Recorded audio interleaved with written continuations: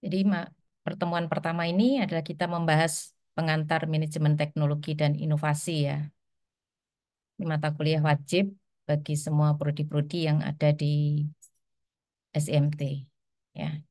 Sebelum kita membahas terkait dengan materi, mungkin saya akan menyampaikan dulu capaian pembelajaran lulusan ya. Teman-teman juga bisa membuka MyITS Classroom ya. Di sana ada catatan terkait dengan capaian pembelajaran lulusan. Harapannya di sini ada 1, 2, 3, 4, 5, 6 ya. Ini nanti teman-teman dari semua bidang ya, saya kira karena ini mata kuliah wajib diharapkan memiliki kecakapan dalam menggunakan berbagai metode dan alat dalam lingkup keilmuan, manajemen, teknologi. Ya. Kemudian mampu mengumpulkan dan mengolah data untuk mengambil keputusan ataupun untuk pengembangan pengetahuan. DPL 6 ya, mampu mengidentifikasi persoalan manajemen teknologi serta memilih metode yang tepat untuk memecahkan, mampu berperan secara efektif dalam tim, lintas fungsi dan lintas organisasi, mampu mengambil keputusan secara profesional dalam memperhatikan nilai humaniora dan aspek keberlanjutan lingkungan serta mampu meningkatkan kapasitas pembelajaran secara mandiri. Ya, jadi mata kuliah ini nanti harapannya adalah memberikan kontribusi teman-teman di dalam mencapai pembelajaran lulusan pada saat semester sekarang maupun selanjutnya. Kemudian di mata kuliah ini apa yang harus dicapai oleh mahasiswa yaitu memahami prinsip filosofi manajemen teknologi dan inovasi dan urgensinya bagi organisasi modern. Ini nanti saya ya yang mengajarkan saya dengan Pak Jani, saya di minggu pertama sampai minggu ke-8, kemudian minggu ke-9 sampai minggu ke-14 Pak Jani, minggu ke-15, 16 nanti kita bersama-sama, saya bersama-sama dengan Pak Jani bertemu di dalam rangka melakukan evaluasi akhir. Ya. Dan yang kedua, mampu mengidentifikasi persoalan manajemen teknologi dan inovasi serta memilih metode yang tepat untuk memecahkannya. Ini juga tugas saya dan sebagian ada di Pak Jani. 3, mampu menerapkan pendekatan metode manajemen teknologi inovasi untuk memahami posisi atau lanskap kompetitif organisasi. Ya, ini terdistribusi di beberapa topik pertemuannya. Kemudian memahami dan mampu menerapkan beberapa pendekatan manajemen teknologi inovasi kontemporer pada organisasi modern ini juga terdistribusi di beberapa pertemuan.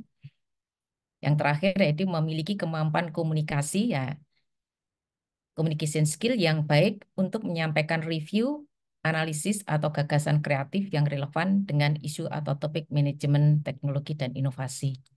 Ya, capaian terakhir ini akan kami juga uji juga ya pada minggu ke-15 dan 16 nanti, yaitu dengan presentasi mini project atau project kelas. Ya. Project kelas ada di panduan yang tadi sudah saya sampaikan. Nah, bagaimana rencana assessment atau gradingnya? Ya. Jadi kami mengharapkan mahasiswa memiliki partisipasi kelas ya, bobotnya ini 15% ya. Saya tidak membayangkan bagaimana ini kelas ini sangat besar ya, ada 43 mahasiswa ya. Jadi kita membuat WhatsApp harapannya yaitu kalau kita tidak punya waktu atau kesempatan untuk aktif berpartisipasi di Zoom ini, teman-teman silahkan memanfaatkan WhatsApp ya. Tapi jangan lupa harus ada identitasnya ya, supaya kami bisa melakukan penilaian. Ini bisa bertanya, bisa langsung berdiskusi, saling menjawab ya. Silahkan. Nanti ada tugas, itu 15%. Jadi keaktifan nilainya 15% itu dari saya dan dari Pak Jani ya. Kemudian tugas 15% dari saya, paper review itu dari Pak Jani ya. Kemudian ujian tengah semester 20% ini dari saya. Ujian akhir semester final exam itu 30% ya. Jadi teman-teman harus memperhatikan bahwa komposisi final exam itu cukup banyak, cukup besar ya. 30% ini dibagi dua karena saya dengan Pak Jani melakukan penilaian bersama nanti. Sehingga totalnya ada 100%. Setelah kita mengenal evaluasinya, ya saya mencoba menjelaskan ya deskripsi daripada mata kuliah ini untuk mencapai capaian pembelajaran itu apa saja yang harus dipelajari ya. Jadi deskripsi mata kuliah manajemen teknologi inovasi ini adalah semua organisasi khususnya yang berbasis teknologi perlu terus berinovasi ada tetap kompetitif. Namun inovasi pada dasarnya memiliki risiko ya. Sehingga dari peserta mahasiswa ini akan memperoleh pengetahuan tentang cara menentukan strategi untuk perusahaan yang didorong oleh teknologi dan membekali pemahaman tentang bagaimana membuat inovasi terjadi di dalam sebuah perusahaan ya. Jadi ini nanti teman-teman bisa diharapkan mengambil kasus yang ada di perusahaan ya. Kalau teman-teman kebetulan sudah punya afiliasi, tapi apabila yang tidak di dalam satu grup itu memilih diusahakan yang ada kasus real ya. Ya, itu nanti kita bisa mengukur kemampuannya pada mini project. Ya, pada project akhir harapannya teman-teman sudah bisa mengekspresikan diri di dalam membuat sebuah inovasi yang ada di perusahaan ya. Nah, mengapa pada minggu pertama ini kami sudah sampaikan ya, karena ini sebuah perjalanan panjang ya, 14 minggu.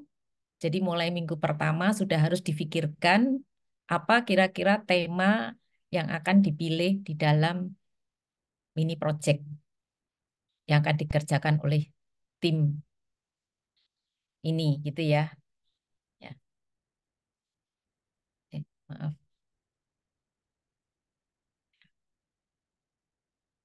Ya, nanti mahasiswa belajar bagaimana menciptakan dan memberikan nilai dengan strategi teknologi.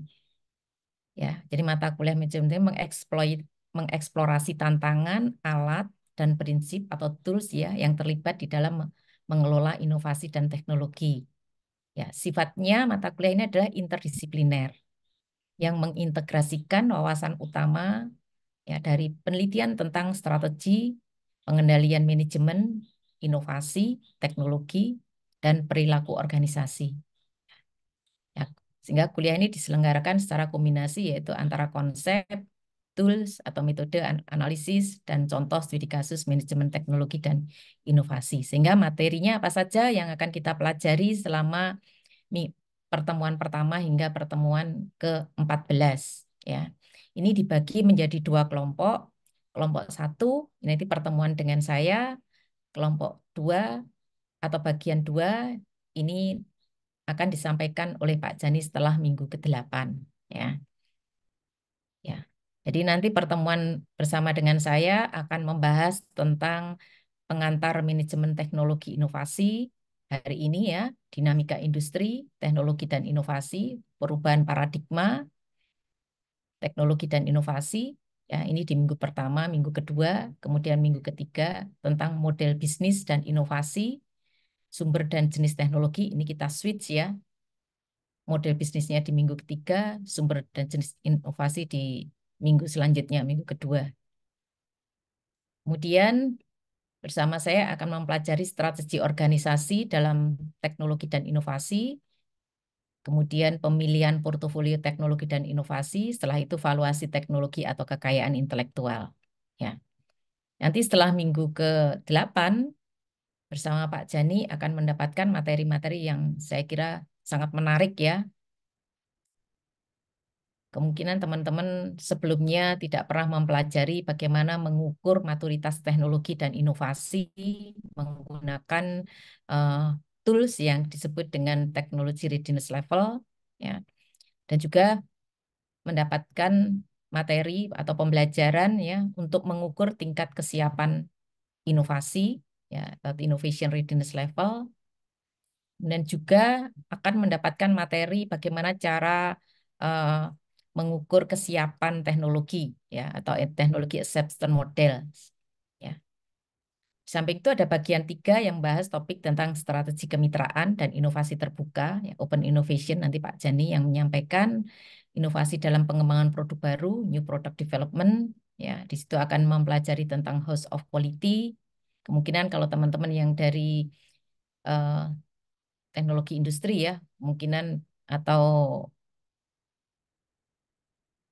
prodi background prodi yang lain mungkin pernah mendapatkan. Nanti di sini kita bisa belajar lebih komprehensif ya. Kemudian aspek hukum terkait dengan kekayaan intelektual, teknologi dan inovasi, konsep dan aplikasi pemetaan perencanaan atau kita sebut dengan technological road mapping. Nah, juga akan mempelajari design thinking ya dalam berinovasi dan pendekatan teori U. Ini kemungkinan pendekatan teori U itu kemungkinan tidak cukup ya kalau hanya berapa kali 9, 10, 11, 12, 13, 14, 5 kali pertemuan saya kira tidak cukup, nanti tergantung dari teman-teman mana yang menjadi concern yang paling penting dan mana yang kurang penting nanti bisa kita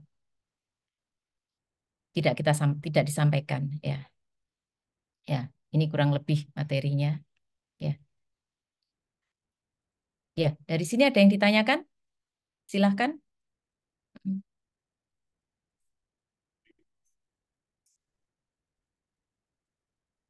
Halo.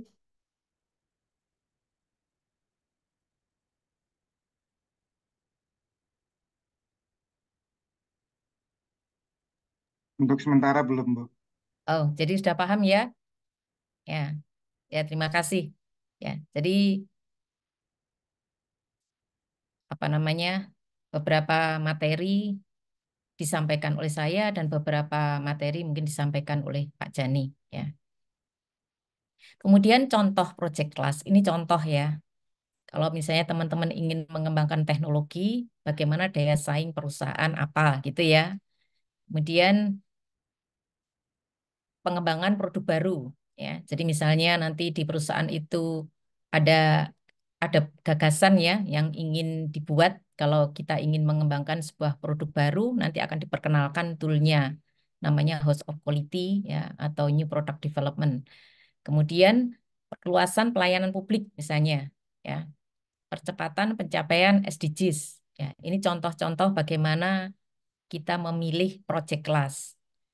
Kemudian penerapan BMC, ya BMC nanti akan kita sampaikan di minggu ketiga, tapi teman-teman sudah mulai bagaimana mencari ya objek yang akan dijadikan atau dieksplorasi untuk mengidentifikasi ya BMC-nya atau bagaimana kita mengimprove BMC-nya. Ya, jadi ada dua pendekatan. BMC ini bisa dipakai untuk mengidentifikasi, bisa juga dipakai mengidentifikasi existing bisnis atau dipakai untuk mengembangkan bisnisnya.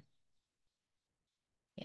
Dan selanjutnya bisa juga mengukur ya. Kalau misalnya ada teknologi atau inovasi yang sedang dikembangkan di perusahaan itu, kita bisa mengukur sejauh mana tingkat kesiapannya ya.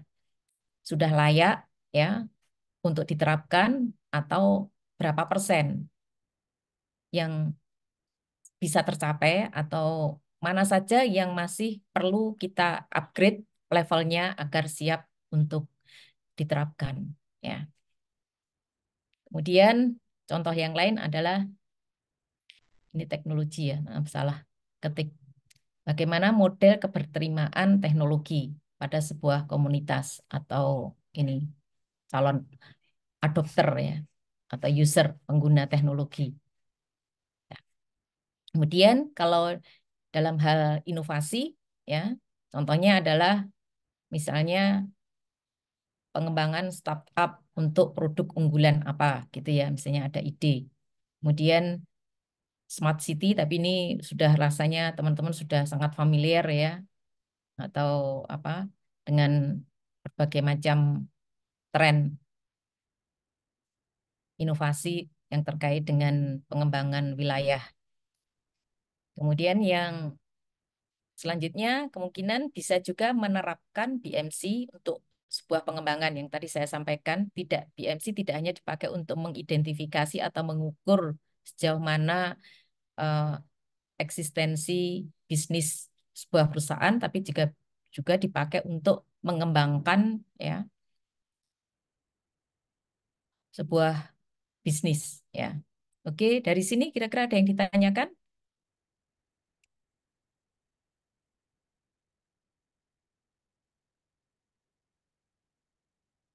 Belum ada, Bu. Belum ada ya. Saya ini saya catat loh ya, apa namanya aktivitasnya karena harus penilaian 15 itu dari aktivitas pada saat kita di Izin, Bu. kalian begini ya. Ayo silahkan ini Mbak Rika. Iya, Ya. Bu. Mm-mm, Saya izin bertanya terkait mm-mm, dengan tugas kelompoknya ini. Kalau semisal kita mm-mm. mengajukan topik yang nanti mungkin selaras dengan tesis yang akan kita ajukan, itu apakah boleh atau sebaiknya Tuh, berbeda? malah senang sekali saya Oh, kalau bisa selaras dengan kalau sudah punya tema. Mbak Rika semester berapa? masih dua, Bu. Gak apa-apa, semester 2 kan sudah harus dimulai. Iya. Ya. Walaupun metodologi belum dapat ya, atau sudah mengambil metodologi sekarang. Belum, Bu. Saya belum ambil. Ya, walaupun belum, kan bisa membaca dari panduan ya. Iya. Ya, kemudian berlatih karena tidak bisa dikerjakan dalam waktu pendek ya. 1 2 bulan, Iya. 1 semester rasanya impossible ya. Kalau kita ingin punya hasil yang bagus ya, berarti perlu waktu ya. Ya, Sama kalau ada mungkin, ide, bagus oh sekali. iya. Kalau ya ini karena harus berdua atau bertiga ya. Iya. Tapi seandainya ingin cari teman yang punya interest yang sama. Ya, sebaiknya cari teman yang punya interest yang sama. Ya, Mbak Rika bidangnya apa? Prodinya Saya apa? prodinya analitika bisnis, tapi backgroundnya teknik kimia, Bu. Oh ya, sama dengan saya berarti. Iya, Kenapa Bu. cari pilih analytical business? Ini saya juga penasaran saya. Ya, Sebetulnya sebelumnya heeh, saya proses engineer dulu, tapi heeh, pertengahan tahun lalu saya memutuskan resign ikut suami, jadi mencoba switching karir, Bu. Kan kalau menjadi data analis begitu mungkin lebih fleksibel ya, tidak ke ya, plan. Jadi ya, mencoba mencari bekal ya. ilmunya di AB, Bu. Oh ya. Loh, saya itu teknik kimia belajar ini juga effort ya. Jadi Iya, Bu. something new. Nggak dapat kita ya. Tapi Iya, apa yang menjadikan yang membuat saya punya motivasi belajar manajemen teknologi inovasi itu setelah industri kimia itu stagnan ya, terutama di kita ya. Ketergantungan Indonesia dengan teknologi asing itu sangat besar. Dan itu saya pikir dulu waktu zaman saya kuliah. Tapi ternyata 30 tahun, 40 tahun, ketergantungan itu masih terus-menerus.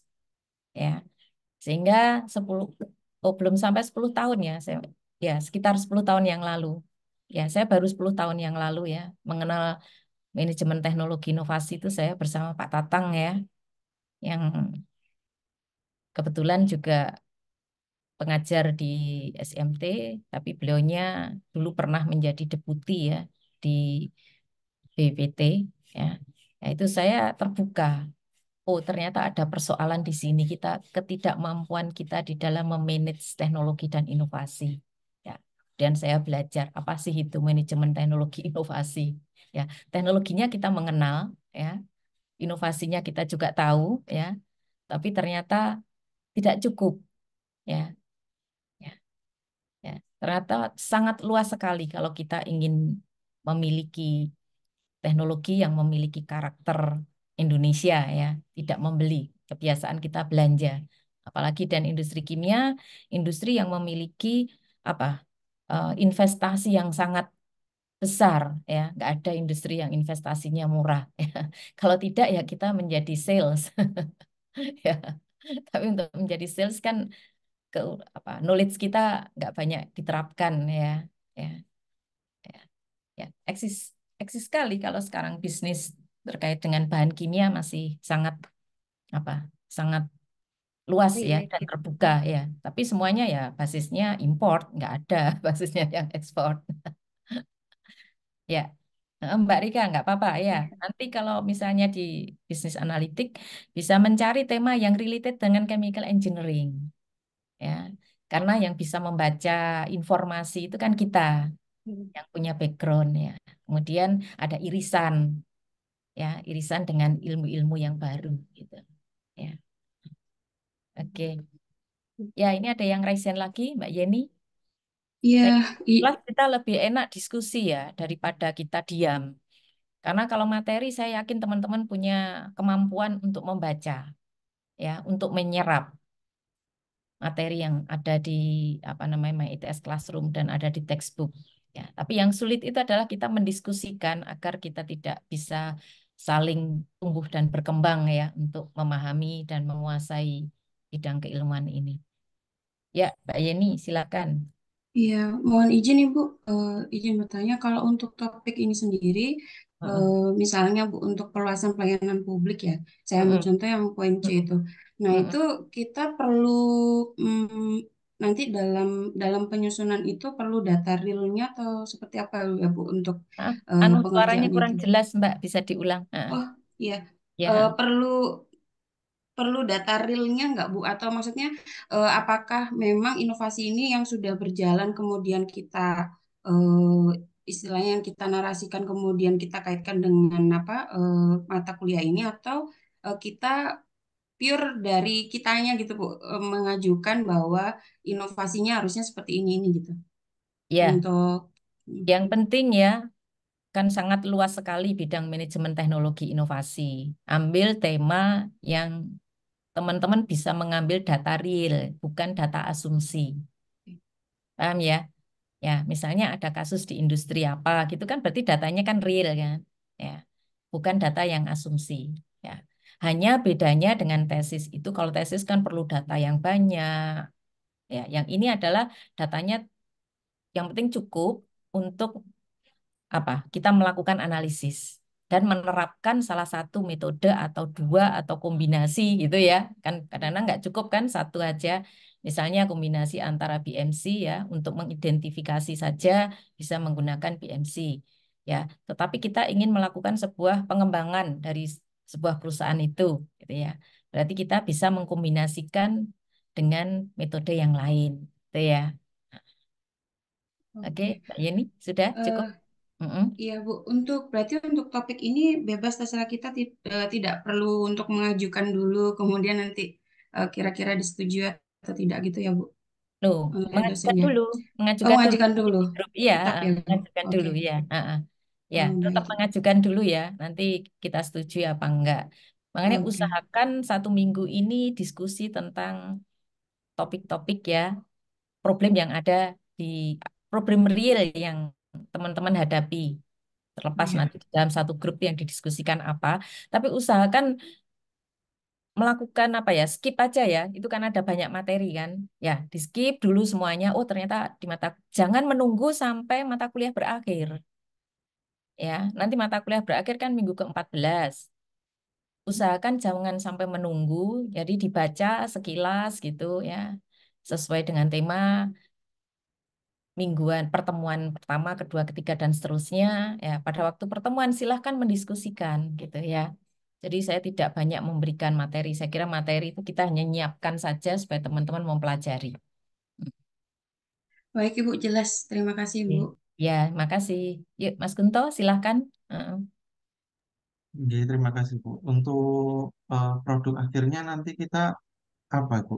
Apakah kita bisa, semisal kita ingin mengembangkan sebuah inovasi yang sebuah aplikasi yang sudah ada di perusahaan kita, terus untuk produk akhirnya di minggu 14 itu kita harus mendemokan kah? Atau hanya rencana pengembangannya Ya, atau Mas Kunto sudah blueprintnya saja? sudah bisa mengembangkan ya. Sudah Hmm. di situ terlibat apa tidak? Kalau terlibat lebih enak lagi kan? Sebenarnya sudah ada momen mau mau sudah ada itunya, idenya sudah ada, cuman Oh, nanti masih produk ide saja. ya produknya itu Rasanya apakah masih nanti ide. ya Atau ketika nanti sedang. ya Kalau ketika nanti sedang bisa dikumpulkan itu menggunakan. Kalau sedang, ini kan latihan menerapkan metode. Ya, kalau hmm, misalnya di perusahaan, di kantornya atau itu sedang mengembangkan sesuatu teknologi ya atau inovasi gitu ya, bisa diukur nanti Ya, ini ada tools nanti diajarkan nih tingkat kesiapan teknologi, teknologi readiness level. Dicoba bagaimana menerapkan metode ini di dalam proses pengembangan metode di perusahaannya. Ya, itu kalau apalagi kalau terlibat, tidak harus terlibat langsung ya. Yang penting ada akses untuk mengambil data. Oke. Berarti Kalau nanti masih kalau masih ide itu ya, ide kan masih perlu diuji dan proses kan, ya. iya betul. Ya, Berarti nanti ngukurnya yang nanti kita kumpulkan apa Bu untuk di ya akhirnya nanti? seperti membuat tesis. Itu Jadi seperti ada latar membatasi. belakang. Ya, nanti saya bacakan setelah ini ya. Nah, itu ada di Hmm. panduan. Coba lihat di buku Pak di panduan itu ada panduan mini project atau project kelas, ya. Oke, Mas. Yes, iya Bu. Ya. Ya, selanjutnya Mas Reza, silahkan. Mm-mm. Ya, terima kasih izin Bu Nini. Mau Mm-mm. tanya, tadi kurang lebih sama sebenarnya sama Pak Kunto. Jadi sebenarnya sudah ide Bu, cuman eh, dan mungkin masih tahap inisiasi ya pada aktual condition yang ada di sekarang ini Pak apa Bu tentang clean energy seperti itu. Nah, itu kan mungkin data-datanya juga terbatas. Jadi maksud Bisa nggak menyampaikan apa kira-kira clean energy yang dikerjakan sedang berproses ya ini ya? iya masih tahap Mm-mm. awal ya, tahap awal Mm-mm. seperti itu. Jadi mungkin nanti pembahasannya prospek ke depannya sih.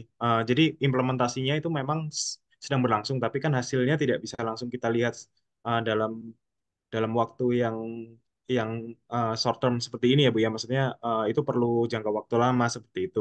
Nah itu apakah bisa dimasukkan ke proyek ini atau memang yang sudah established hasilnya jelas terbukti dan Enggak harus, Mas. Enggak harus. Jadi bisa. Jadi ini contohnya ya, itu kan teknologi sedang dikembangkan, belum diterapkan toh, iya. Atau masih Mhm. dalam Masih persiapan untuk diterapkan. iya. Ya, sekarang pengembangan bisnis itu bagaimana proses manajemennya yang dilakukan di sana. Dia menggunakan metode apa? Nah, itu Oke, kan bisa dieksplorasi kan dalam rangka betul, betul. identifikasi ya. Setelah itu kita nanti diperkenalkan dengan salah satu tools, misalnya teknologi readiness level.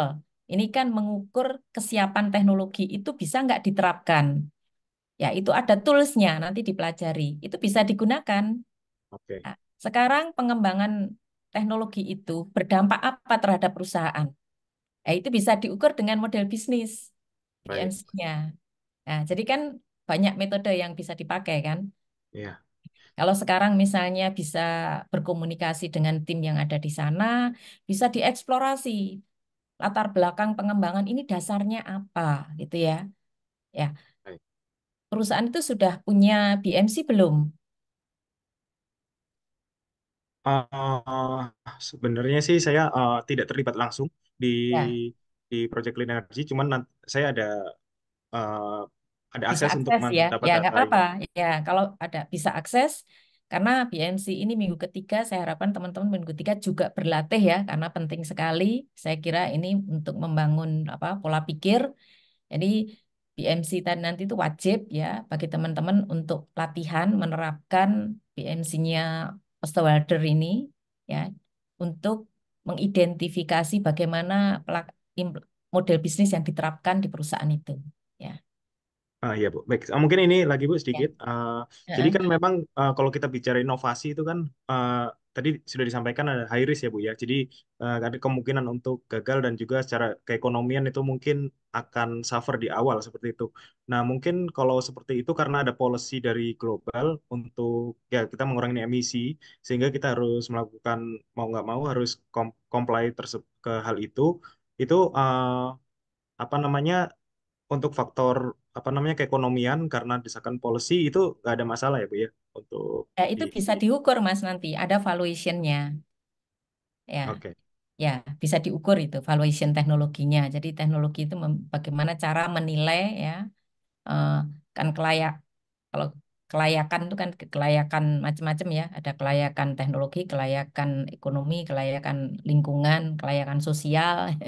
Ya, ya, ya.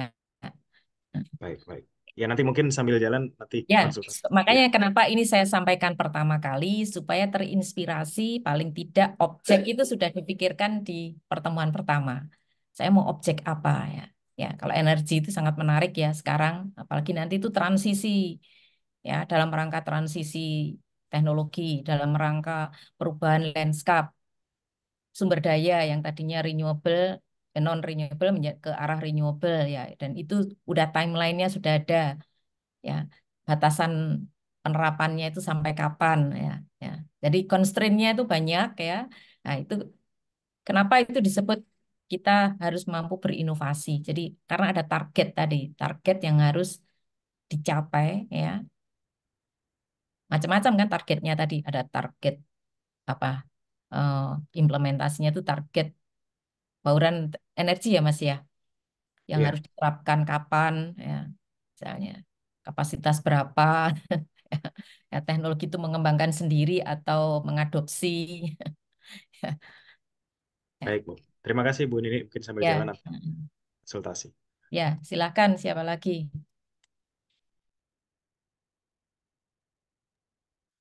Tadi Izin Bu, saya lihat Mas Satrio ya, ya. ya.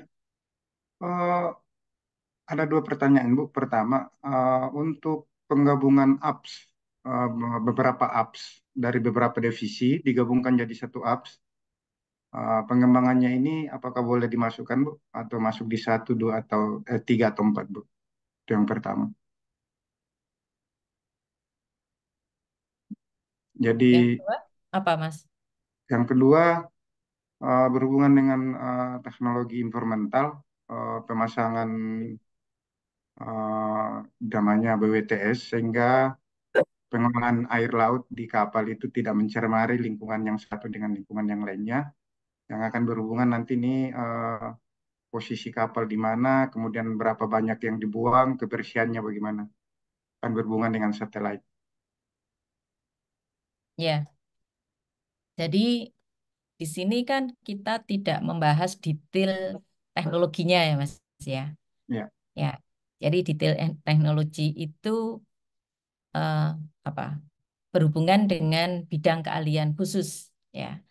Tapi di manajemen itu apa yang dilakukan ya agar mulai dari ide kemudian eh, pengembangan ya setelah pengembangan implementasinya ya itu kan ada fase ya ya itu bisa diukur ya makanya kita sebut dengan manajemen kan.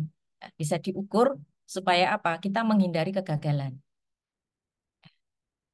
ya. Menghindari kegagalan itu kan bisa kegagalan bermacam-macam ya, bisa teknik bisa juga kegagalan karena persaingan ya, karena kita sudah mampu apa mengenerate teknologi yang menghasilkan teknologi, ternyata teknologi dari luar ya, dari luar dalam arti yang persaingan produk-produk teknologi dari luar itu lebih bagus, lebih murah ya, lebih apa lagi, lebih canggih, lebih murah, lebih efisien. Ya, mau nggak mau apa yang kita kembangkan itu kan nggak akan bisa diterapkan. Ya, ya, itulah peran manajemen teknologi inovasi. Jadi tidak difokus di bidangnya, tapi memberikan framework ya di dalam menggenerate ide, mengembangkan dan menerapkan. Ya. Agar apa? Agar mampu bersaing.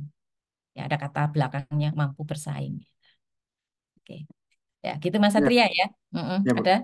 Mm-mm, Kalau misalkan satu lagi Bu, mm-mm, kalau misalnya proyek yang lagi dibangun, kemudian mm-mm, sekarang sudah proses atau sudah mm-mm, selesai atau sementara proses, mm-mm, kemudian target selesainya 2005, tapi proyeknya sudah mm-mm. dimulai, apa bisa dimasukkan? 2025. Nah, Ya, tapi bisa proyeknya sudah diukur dimulai. Mas. Ya, bisa. Ha-ha. Menarik malahan itu. Ya, bisa Ya, kita kasih ukur Bu. proyek itu ya.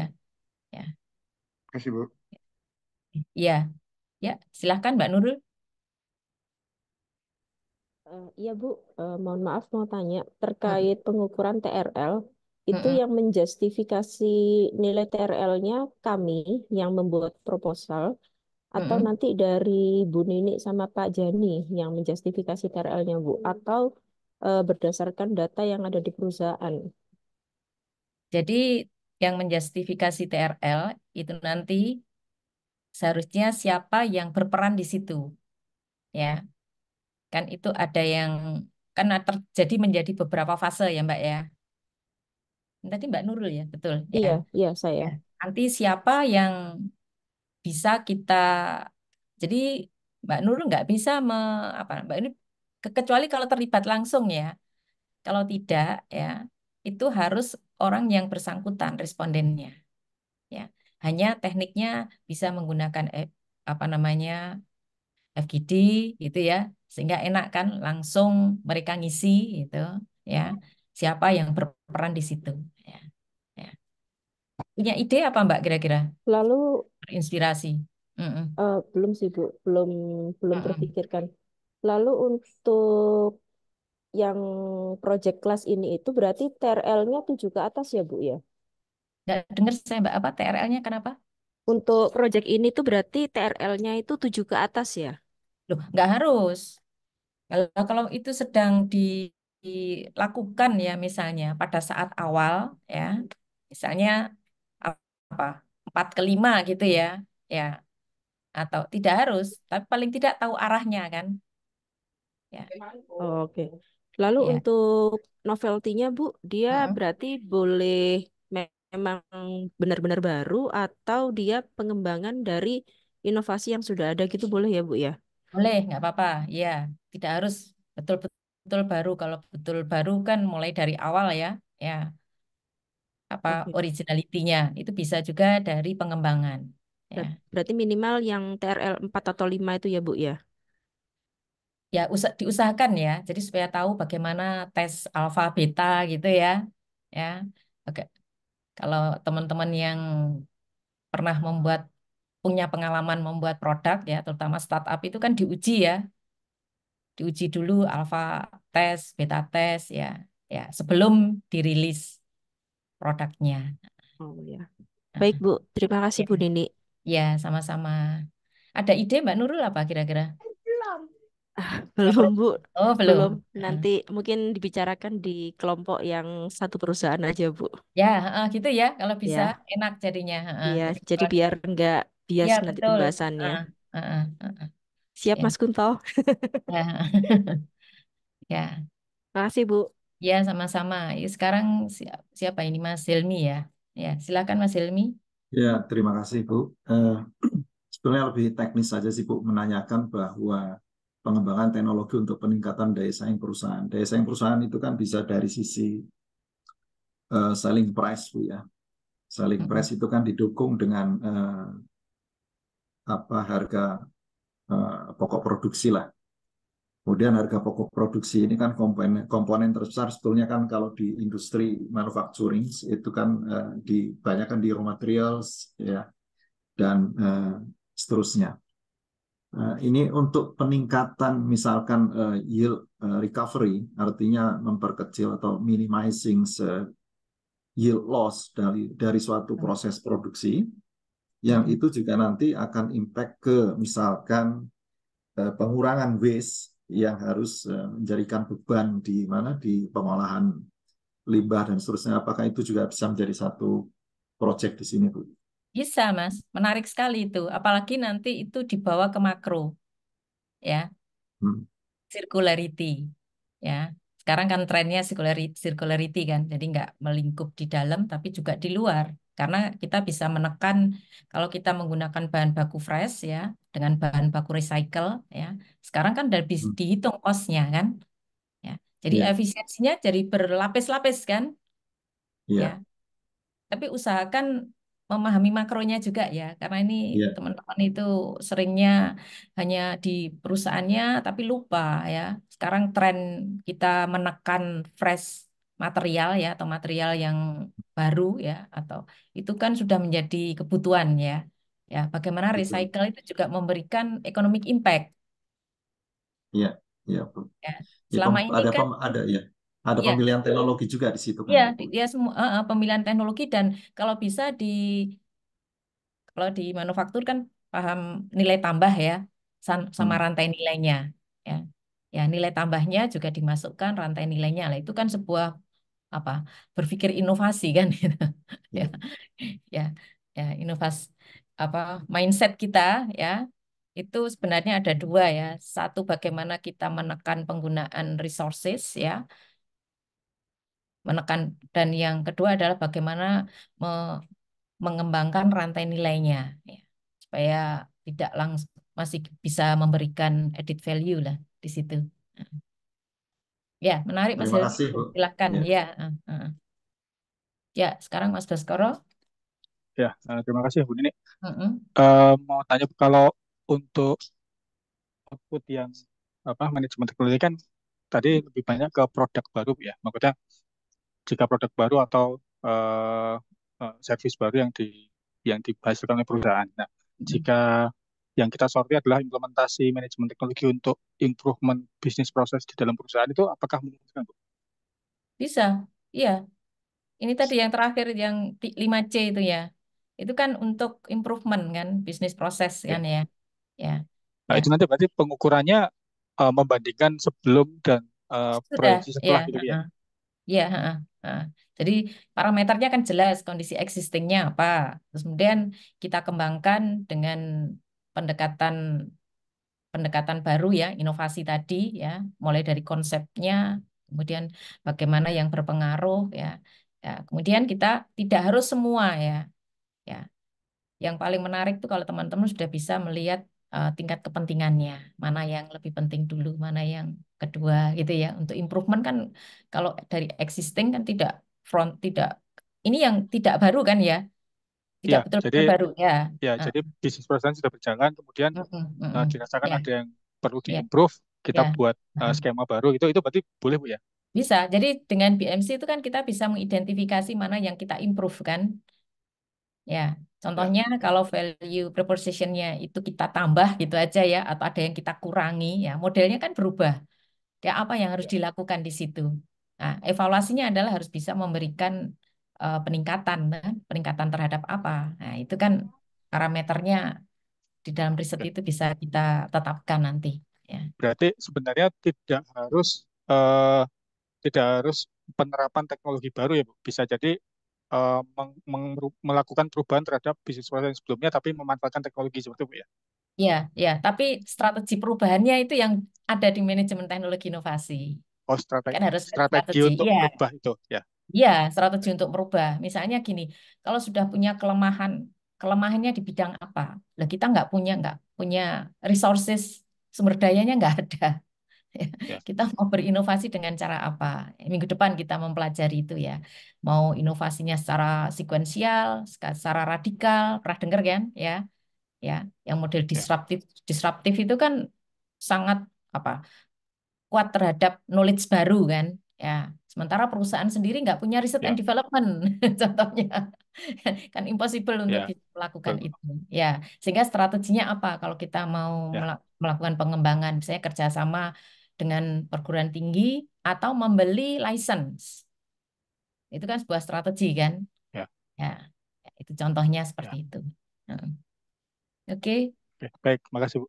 Ya Mas Muhammad Fadil. Ya, ya, Bu. Izin terakhir, Bu. Berarti menyimpulkan dari beberapa pertanyaan teman-teman, berarti ini nanti intinya kita buat sebuah kayak proposal gitu kan ya, Bu ya. Ya. Proposal dari Mm, pengembangan, dan mm, itu nanti akan sebelum pada saatnya presentasi terakhir itu di setiap minggu nanti atau ada beberapa kesempatan kita berarti bisa atau diizinkan untuk konsultasi gitu kan, kayak Ibu Boleh, ya, atau Bapak heeh. Zani. Ya. Intinya Tapi gitu ya, Bu syaratnya ya. membaca materi ya, ya, Nah, heeh. maksudnya dari itu tadi sekarang dipikir proposalnya mau apa, nanti seiring Mm, berjalannya perkuliahan minggu ini kita mm, diberikan kesempatan untuk mm. nanya ke Ibu, oh, ini proper nggak Bu, atau ini Ya, kayak gitu ya heeh. Bu. Intinya gitu ya Bu. Ya. Ini Dan ya. proposalnya diupload di minggu ke-8 ya. Oke, oke, cukup Bu, ke gambar Bu. Makasih Bu. Karena proposal minggu ke-8 setelah itu mengerjakan kan 9, 10, 11, 12, 13, 14 kan 15 diupload untuk presentasi. Ya. Ya, saya kira pertanyaan teman-teman tadi bagus yang sudah paham ya problem yang dihadapi. Mudah-mudahan mata kuliah ini menjadi mata kuliah yang menarik ya untuk punya motivasi untuk belajar. Ya. Oke, sudah ya. Saya kira ini sudah ada 1, 2, 3, 4, 5, 6, 7, 8, 9. 9, udah lumayan 20%. Oke, saya lanjutkan ya. Ya, ini tim teaching di SIMT itu sebenarnya banyak ya. Ada 7 ya. Teman-teman saya sarankan untuk rajin buka, karena satu-satunya yang punya YouTube terkait dengan manajemen teknologi inovasi itu Pak Tatang ya. Saya bermitra dengan Pak Tatang itu di hari Selasa ya. Dan saya juga beberapa menjadi pembimbing ya bersama Pak Tatang. Ini dari YouTube-nya lumayan cukup banyak sekali ya. Ya, ya. Jadi bisa menginspirasi teman-teman untuk memperkaya materi manajemen teknologi dan inovasi ya. Oke. Ya. Kemudian bagaimana kerangka penyampaian materi atau modul ini? Ya, tadi sudah saya sampaikan, teman-teman harus mendownload RPS. Itu adalah rencana pembelajaran semester ya. Di situ ada mulai dari minggu pertama apa kemampuan yang harus dibangun ya. Ini tiap minggu itu satu kompetensi. Jadi teman-teman cukup lumayan ya. Banyak sekali yang harus dipelajari ya. Ya. Dan tatap muka itu saya tidak akan menyampaikan keseluruhan ya. Teman-teman harus aktif karena ada beberapa sumber rujukan ya. Di samping bahan tayang saya, silahkan membaca, me- melihat videonya Pak Tatang ya yang di YouTube. Kemudian ada referensi ya, referensi di minggu pertama sudah saya beri 2 buku referensi, satu Melisa, silahkan teman-teman download ya. Coba siapa yang nggak bisa download Ryzen ya. Satu Melisa, satu Revise ya kalau nggak salah ya. Ya, harapannya kita yaitu pada saat di kelas itu kita banyak diskusi ya. Karena kita sama-sama berproses lah ya. Karena case yang ada di buku Melisa dan Previce itu case yang ada di negara-negara maju, negara-negara pengembang teknologi ya. Jadi kasus-kasus atau buku yang manajemen teknologi inovasi itu yang betul-betul ada di Indonesia itu belum ada yang nulis ya. Tatang itu saya kira yang punya apa tulisan manajemen teknologi inovasi karena beliaunya pada waktu eh, membangun sistem inovasi ya, kedeputiannya itu atau struktur yang ada di kedeputian itu adalah pilar-pilarnya, itu pilar-pilar ada di sistem inovasi regional ya. Sehingga beliaunya itu mulai dari gagasan, kemudian bagaimana mengaktualisasikan gagasan itu, menerapkannya di dalam sebuah dalam konteks pengembangan wilayah kabupaten kota dan juga provinsi. Beliau punya pengalaman ya di sana. Oke, ya. Materi MTI itu di cloud sudah disiapkan ya. Ini masih lama ya, masih kode lama. Sekarang kodenya sudah ganti IT ya, inovasi teknologi ya. Ya, tapi mudah-mudahan teman-teman bisa akses di situ ya. Ya. Apabila ada kesulitan langsung aja ke saya, nggak usah ke Gmail ya. Ini Gmailnya sudah ini Pak Tatang saja yang bisa akses. Kemudian ada buku-buku ya, bisa diunduh ya. Itu ada di ini tulisan beliaunya. Oke, nah ini yang saya upload tadi itu adalah buku ini ya, Strategic Management of Technological Innovation-nya Melisa Siling. Ya, di sana dia memperkenalkan, di introduksi dia memperkenalkan ya inovasi teknologi itu terkait dengan di mana kepentingannya ya. Ya. Nah, nanti ide pertama teman-teman kalau sudah punya objek ya yang ingin dieksplorasi dan dieksploitasi, apa yang difikirkan pertama kali kepentingan kita apa di sana ya. Apa kita ingin ada produk baru, tadi saya kira teman-teman sudah punya ide ya, mau mengembangkan atau mau mengimprove ya. Ya, paling tidak ada improvement ya. Apabila objek itu sudah ada, apabila belum dari yang baru juga bisa ya. Jadi misalnya mungkin ada teman-teman di sini yang tidak berafiliasi dengan sebuah industri ya atau masih fresh grade gitu, fresh graduate ada nggak ya fresh graduate ya, sehingga punya ide ingin mengembangkan sesuatu itu ya, itu juga bisa ya. Ya, yang perlu dipahami di sini yaitu adalah dampak ya, dampak inovasi teknologi ya terhadap masyarakat ya. Ya. Jadi kalau tepat di dalam menerapkan manajemen teknologi inovasi ya, itu pengalaman negara-negara maju yang memiliki kemampuan berteknologi dengan dan berinovasi itu memiliki GDP yang sangat tinggi ya. Ya, jadi bisa diukur di sana ya.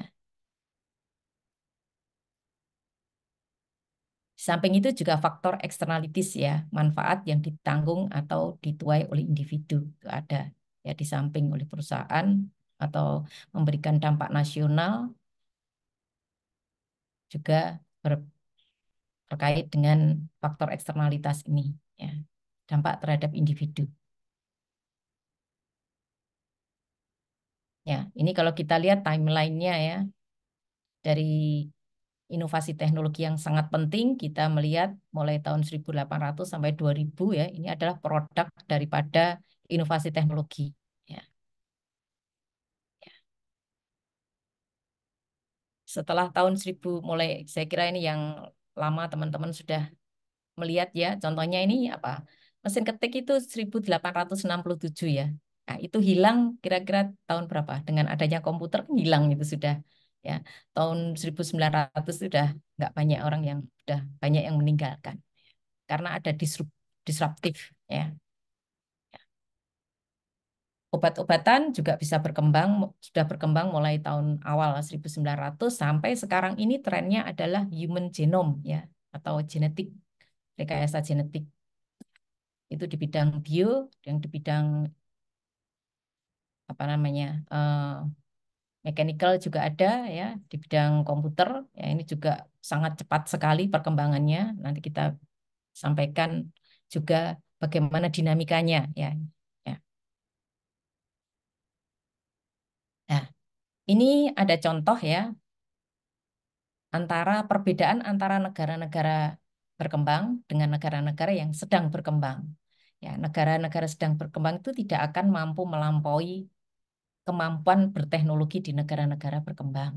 Ya, ini kita melihat datanya ya sampai tahun 2013 ya ini relatif relatif meningkat ya. Ya, ya. Kemudian bagaimana peran inovasi di industri ya. Ya, ini kita bisa melihat ada sebuah ini contoh ya. Contoh bagaimana kita mengembangkan inovasi ya. Jadi teman-teman tuh kalau baru satu ide saja kok kepingin direalisasikan ya, itu sebenarnya masih jauh dari cukup ya. Ini contoh pengembangan obat-obatan atau pharmaceutical ya. It- untuk membuat satu obat ya, dia itu mengeksplorasi 5.000 kompon senyawa ya. Kemudian diseleksi ya, ya. Pada saat discovery dan preclinical itu waktunya kira-kira 3 sampai 6 tahun ya. Itu hingga mencapai 125 yang unggul yang siap untuk bisa dikembangkan lebih lanjut ya. Jadi dari 125 itu melakukan uji klinis ya. Dan itu ternyata waktunya juga cukup lama ya, 6 sampai 7 tahun. Ya. Ya. Jadi sekitar tinggal 2 sampai 3 obat saja ya yang mampu diujikan ya. Ini kan ada uji alfa, uji beta. Kenapa obat-obatan itu lama ya? Karena itu terkait dengan efek ke orang ya. Mana uji klinisnya ini cukup rumit dibandingkan dengan produk teknologi yang lain ya. Untuk mencapai satu pilihan ya itu kurang lebih 1,5 sampai 2 tahun ya setelah diujikan ya.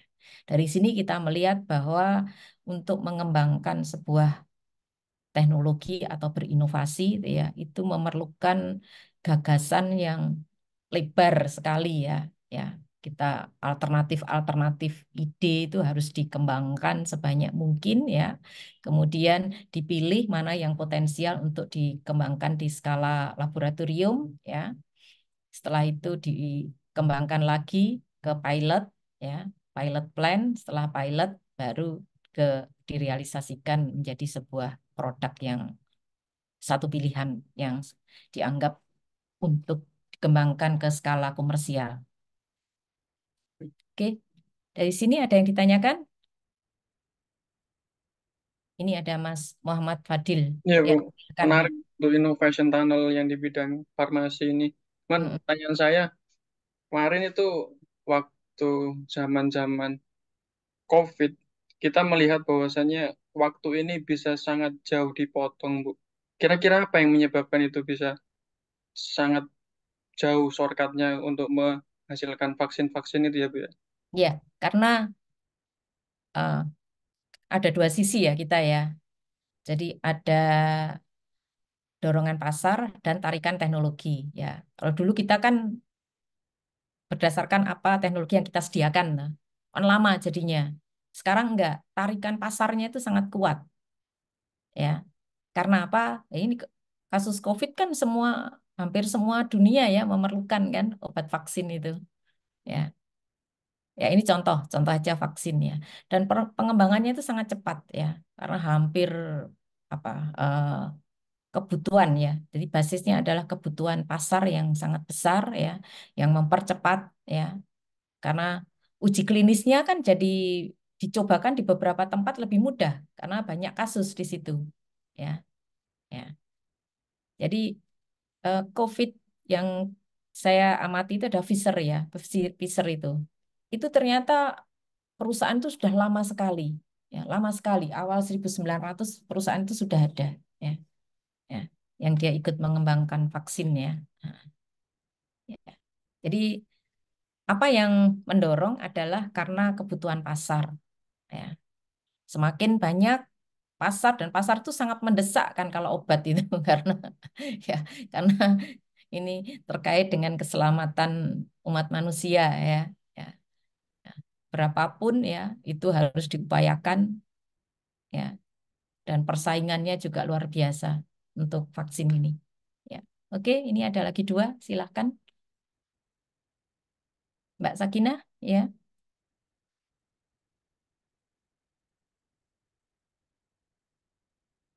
Ya, silahkan. Ini yang hang saya atau halo? Masuk, Bu. Masuk ya. Oh, Iya. Mbak. Ya. Silahkan, Mbak. Mm-mm.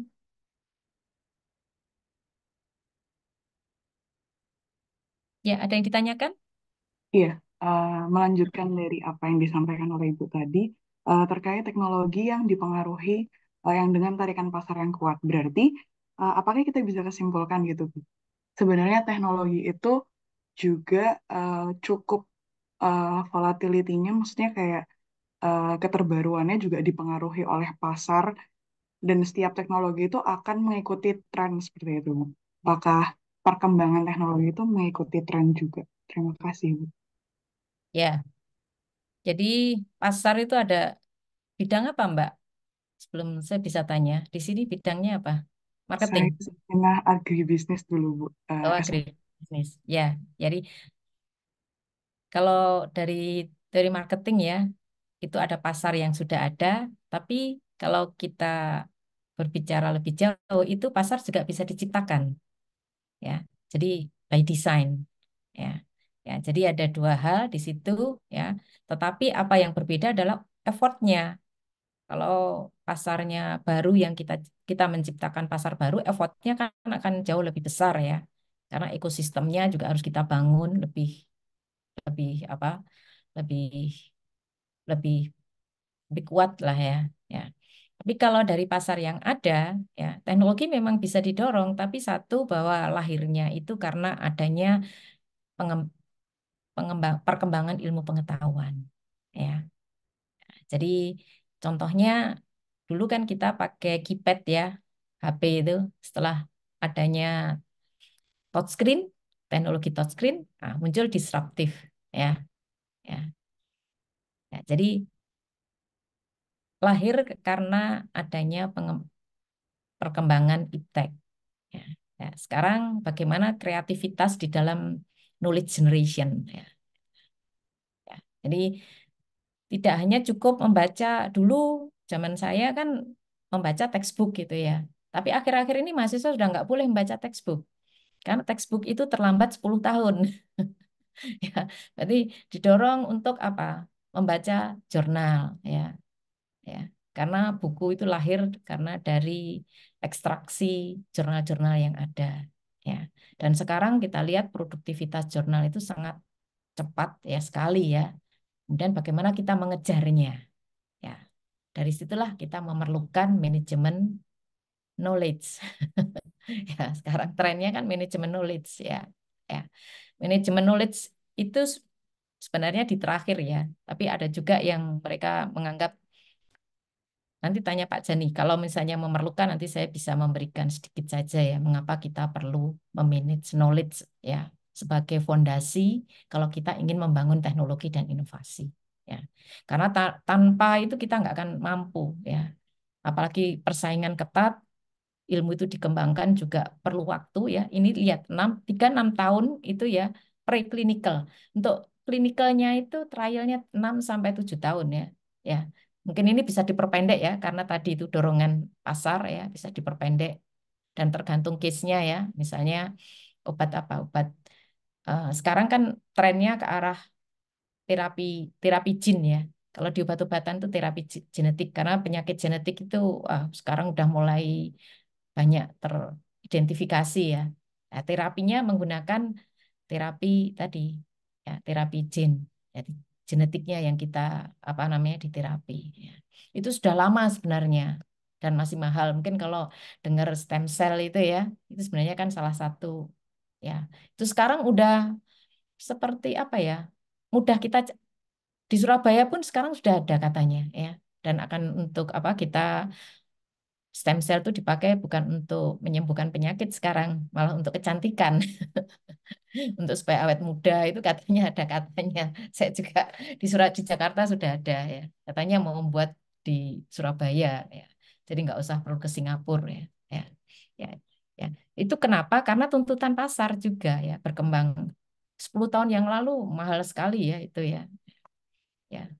Oke. Ya, contohnya itu Mbak. Ini ada lagi? Siapa? Ya Bu Nini, izin mau Siapa tanya. ini? Reza, Oh, Mas Reza, ya, silakan. tanya Bu. Tadi tertarik yang pada tahun apa namanya revolusi ya, revolusi industri terakhir Mm-mm. tahun 2000 itu kan Gen ya tadi ya terakhir ya Bu ya. Mm-mm. Kalau nggak salah saya lihat. Nah, pertanyaan saya itu lebih Langsung ke aja ya. Ini halaman berapa, Mas? yang tadi Bu, saya agak lupa tuh halamannya. Cuman tahun 2000 terakhir itu yang dicatat Mm-mm. di uh, bukunya buku tersebut tadi itu Bu. Mm-mm. Tapi pertanyaan saya lebih ke ini Bu. Mm-mm. Intinya kalau apa namanya inovasi dalam robot ya Bu ya, atau Mm-mm. otomatisasi. Nah, itu Mm-mm. kan sebenarnya memiliki efek negatif terhadap sosial seperti itu ya. Meskipun memang secara apa namanya efektif dan efisiensi bagi perusahaan atau beberapa organisasi itu lebih apa lebih menguntungkan seperti itu, tapi efek sosialnya itu mungkin lebih terasa ya karena menghilangkan beberapa pekerjaan seperti itu. Yang bisa kita lihat contohnya kan kayak pintu tol gitu ya. Semisal itu kan sekarang sudah otomatis dan dulu kan ada penjaganya dan itu contoh sederhananya. Nah, mungkin bagaimana melihat keterkaitan antara uh, aspek negatif yang ditimbulkan industri terhadap yang tadi itu Bu. Maksudnya funnel yang tadi ditampilkan itu tuh bagaimana gitu ya mengelaborasinya. Mungkin itu ya pertanyaan saya. Ya, sebenarnya kalau kita mempelajari tren-tren ilmu yang baru ya, Mas ya. Ya, memang kalau kita mendominasikan satu sistem ya, yang tadi seperti penggunaan otomasi gitu ya, tanpa melihat impact-nya, ya itu seolah-olah berdampak. Tapi ternyata ya kalau kita melihat perkembangannya sendiri, mereka itu begitu ada impact, bagaimana mengelola dampak negatifnya, ya, ya. Yang mengelola dampak negatif itu ternyata menarik juga gitu lah ya, ya. Contohnya ada tools lain ya, kan selalu terjadi keseimbangan. Coba perhatikan dari perubahan revolusi industri 1, 2, 3, 4 itu ya, ya itu pasti muncul keseimbangan. Ya. Dan keseimbangan itu didorong oleh apa? Ya, perkembangan ilmu sendiri, ya, yang mencapai keseimbangan itu. Ya, saya berikan contoh sekarang itu karena di kita sendiri itu tidak berkembang ilmu sosiologi. Ya, kalau kita lihat revolusi industri 1, 2, 3, 4 itu tidak bisa dilepaskan dari sosiologi, Mas. Jadi karena implementasi inovasi itu sangat sosial, embedded dengan kehidupan sosial. Ya, ya di kita saja yang nggak berkembang gitu lah. Ya, kalau kita lihat di negara maju itu kan balance itu keseimbangannya. Pada waktu muncul teknologi baru, masyarakat terbentuk, ya, masyarakat menjadi sejahtera, ya. Ya, ya. Jadi dengan adanya kesejahteraan, kalau konsep lama itu mengeksplorasi sumber daya, sekarang yang saya ceritakan tadi dengan konsep apa? Circularity. Ya, circularity itu menarik sekali. Ya, ya kalau dulu kan sustainable gitu ya, sustainability itu masih rumit ya. Tapi sekarang dari teknisnya itu bisa kita hitung ya. Dulu kita nggak memungkinkan untuk mengkalkulasi ya. Karena apa? Kemampuan komputasinya juga jauh berbeda dengan sekarang. Sekarang representasi grafis kan juga cepat ya perkembangannya. Ya. Jadi representasinya lebih mudah kan di situ untuk dipahami. Ya. Sehingga hal-hal yang kompleks itu bisa diselesaikan, bisa dipahami dengan cara yang sederhana representasinya. Ya. Kalau saya melihatnya dari situ, jadi selalu ada keseimbangan di sana. Ya. Bu, Karena ada izin. kesejahteraan, ya. Oh, silakan dilanjut dulu. Jadi cantik yang dikhawatirkan itu kan kalau terjadi pengangguran nih Mas ya. Hmm. Ya, Iya. saya melihat di negara maju ya, itu sistem yang dibangun itu saya lihat karena kebijakan seseorangnya ya. Itu terbentuk jadi suatu layanan untuk kita merubah kompetensi. Jadi walaupun usia contoh yang praktis itu ya, kita misalnya umur yang paling sulit untuk proses belajar baru itu kan 50 ke atas ya. Ya, tapi itu ada lembaga formal, kompetensi, bahkan online itu. Mereka membuat pelatihan-pelatihan kalau kita ingin switch kompetensi ya, bidang baru. Dan itu disediakan, Mas. Jadi pada saat dia melakukan proses revolusi ya, dia juga menyediakan paket-paket. Ya kita aja nggak berhasil. Sebenarnya kita kan udah lama itu 10 tahun yang lalu kita diminta untuk membuat training-training ya yang terkait dengan bidang usaha baru ya. Di sini tuh untuk orang yang seusia muda yang mampu beradaptasi dengan cepat, itu aja masih kesulitan loh. Tapi kalau di negara maju, orang yang tua, yang umurnya susah untuk beradaptasi, itu ada training yang mudah untuk mereka beradaptasi dengan bidang-bidang baru dan bidang-bidang baru tersedia banyak. Kalau saya lihat itu adalah kebijakan seseorang ya, kebijakan seseorang dan kebijakan sistem atau organisasi. Ya, yaitu organisasinya yang bijaksana. Organisasi itu tidak hanya lingkup perusahaan ya, bisa juga masyarakat, kelompok kecil maupun kelompok besar, bahkan nasional. Itu yang bijaksana. Ya. Kalau Berarti saya masih optimis, Mas. oke. Ya, Oke. Berarti untuk kalau kita lihat ke belakang sedikit seperti itu Bu Nini, berarti keseimbangan yang belum ada di negara kita, tadi kan mungkin negara lain sudah ya Bu ya. Itu salah satunya karena kebijakan dari policy dari pemerintah dan juga mungkin budaya itu ya tadi ya, yang saya tangkap ya Bu ya, ya. Budaya dari negara kita yang lebih sebagai user ya dibanding iya, dibanding kreator. kreator ya. Ya, Oke. ya, ya, Oke. ya. Baik, Makanya baik. kalau punya putra itu usahakan dia punya freedom ya. Walaupun di pendidikan dasar ada, dari kecil itu sudah dibiasakan memiliki kebebasan ya. Kebebasan untuk berpikir, kebebasan mengemukakan pendapat gitu ya. Karena itu kunci untuk kita berkreasi. Baik. Setuju, Bu. Ya, Ya, terima kasih Bu. ya, ya, silakan. Ini ada Mas Ahmad Andri Firmansyah. Terima kasih Bu. Mm-mm. Mau saya tanya, saya tertarik tadi mematarikan pasar yang banyak teknologi yang banyak digunakan sama masyarakat luas. Mm-mm. Saya mencoba menghubungkan dengan apa yang saya pelajari dulu di elektronika. Jadi teknologi penyimpanan daya yang dimaksud di sini adalah baterai. Di sini eh, saya yakin semua perangkat elektronik menggunakan baterai udah banyak sekali. Sedangkan untuk penyimpanannya masih segitu-gitu aja. Maksudnya dengan kapasitas besar, baterainya ukurannya tambah besar. Teknologi inovasinya saya yakin bahwa orang-orang di luar sana ingin membuat inovasi, tapi mungkin ada batasan yang membuat baterai ini berkembangnya apa ya, kurang kurang bisa maju. Jadi ada inovasi yang dibuat, tapi ada terbatas di masalah material kalau menurut saya. Jadi kalau mengapa mengapa dalam dunia penyimpanan daya ini kurang bisa berkembang, Bu? Orang berkembang itu di Indonesia atau di mana, Mas? Di sini atau? Saya rasa di seluruh dunia kalau untuk perkembangan daya, punya untuk penyimpanan, Bu, ya. Kalau semama untuk solar panel dan lain sebagainya emang udah berkembang. Tapi kalau untuk penyimpanan di baterai itu, saya yakin di seluruh dunia kalau semua mau nyimpan dengan daya yang lebih besar, pasti ukurannya lebih besar dibandingkan dengan eh, HP yang dulunya besar, sekarang menjadi tambah kecil. Kemudian Ya, prosesor-prosesor juga dalamnya semakin banyak dengan ukuran yang sama. Tapi kalau dalam penyimpanan daya ini memang terlambat lambat sekali perkembangannya ya mungkin karena material yang terbatas itu tadi, Bu. ya, ya, ya. Kalau saya lihat, ya itu dianggap selama ini dianggap apa ya di dalam perkembangan ilmunya sendiri, ya untuk penyimpanan daya itu mengapa relatif ditinggal dibandingkan yang lain gitu, Mas. Iya, Ya, benar. ya. Kalau dulu nggak masalah karena kita mudah, tapi nanti itu akan cepat sekali, saya yakin. Pada saat apa?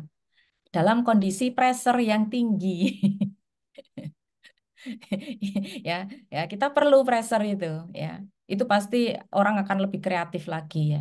Ya, ya. Ya, kalau contohnya apa? Sekarang kan ada kemudahan tanpa energy storage aja bisa kok kita. Iya kan? Ya. Nanti coba kalau sumber-sumber apa renewable itu kapasitasnya kecil-kecil gitu ya, ya, ya. Kan kita akan menghadapi transformasi ya, perubahan. Kalau saya bilangnya itu landscape-nya yang akan berubah. Landscape-nya ya, kalau dulu kita pakai fosil, sekarang kita pakai apa? Eh, renewable. Ya, karakteristiknya kan berbeda. Kalau fosil kita bisa membuat energi dalam jumlah yang besar-besar ya. Kalau listrik itu yang langsung didistribusikan gitu ya. Ya, ya.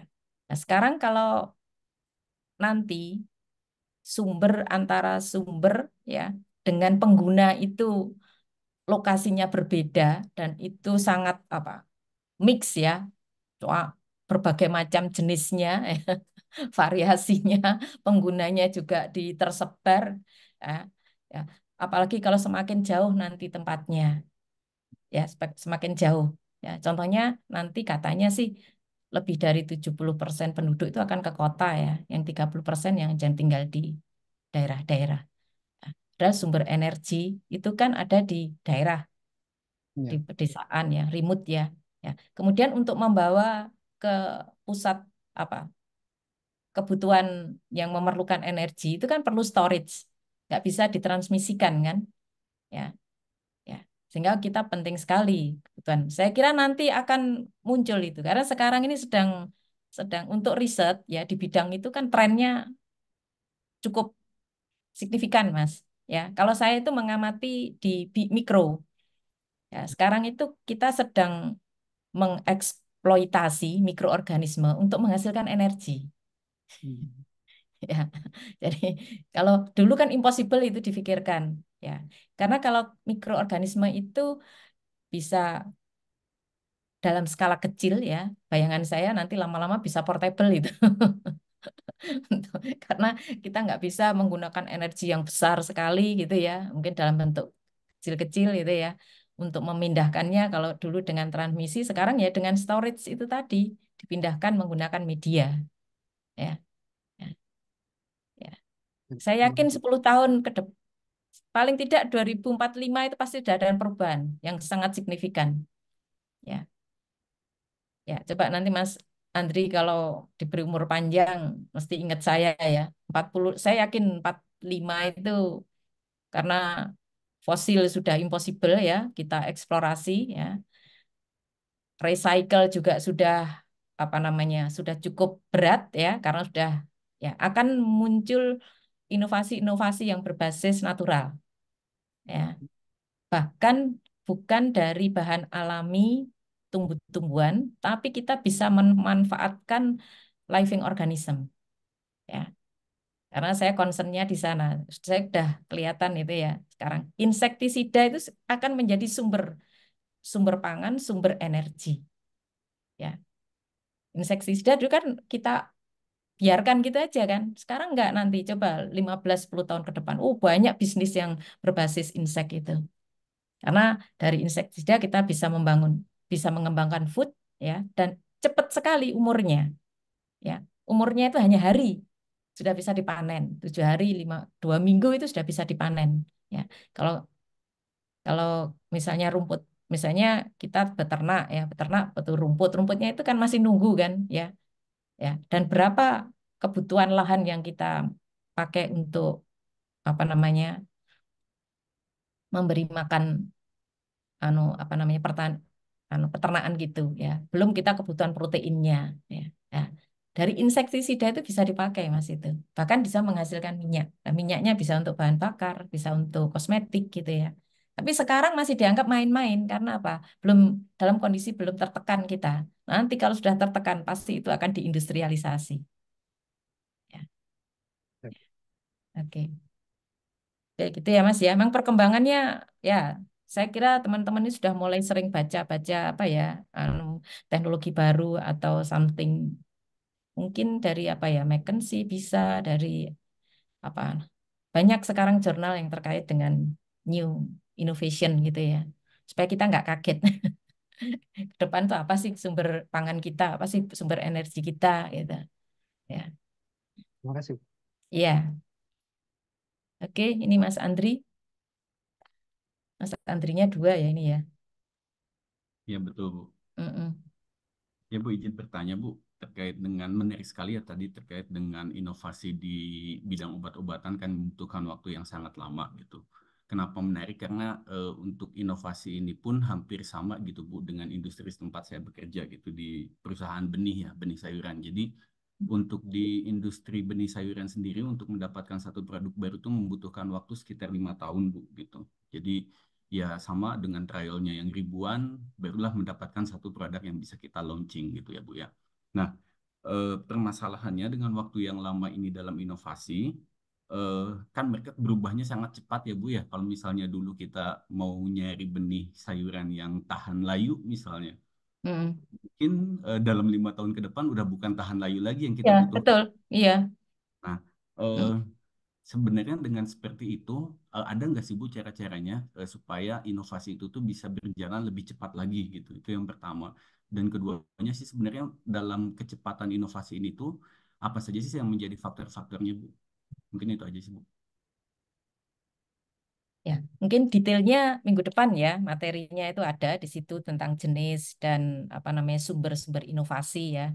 Tapi ini saya juga tertarik. Boleh saya tanya, Mas Setiawan, benihnya Ya, itu lokal atau perusahaan internasional? Internasional.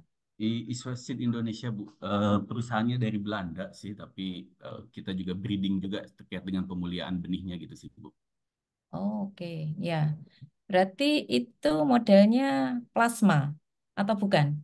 Ya, jadi kita juga di riset kita tuh mengumpulkan seluruh plasma nuva yang ada di dunia ya Bu ya, untuk Mm-mm. kita masukkan tuh, kita Database. kawin-kawinkan gitu Ya, ya, heeh, kita heeh, breedingkan heeh. supaya kita bisa mendapatkan satu varietas Genetik gitu, baru, satu ya, hybrid varietas baru. Heeh.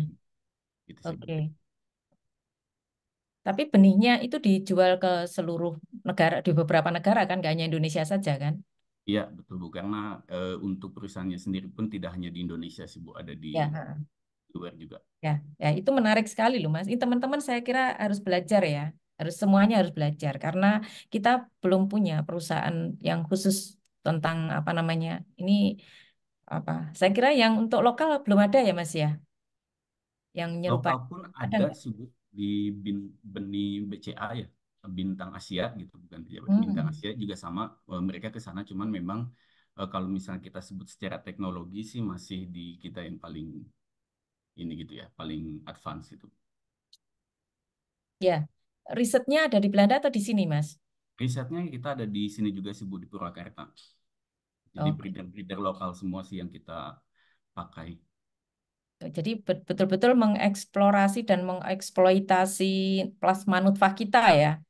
Ya, kalau plasma nutfahnya kita kumpulkan di seluruh dunia sih. Jadi ada juga bagian di kita Oke. tuh untuk mengelola plasma nutfahnya gitu di genetic research-nya. Jadi Heeh. mereka yang biasa nyari-nyari apa itu namanya di genetiknya gitu, Hmm, hmm, varietas-varietas yang plasma hmm, nutfahnya gitu. Nanti hmm, hmm. kebutuhan dari breedernya, pemulihannya seperti apa Boleh gitu. Nanti saya mereka tanya, yang akan Mas? nyarikan.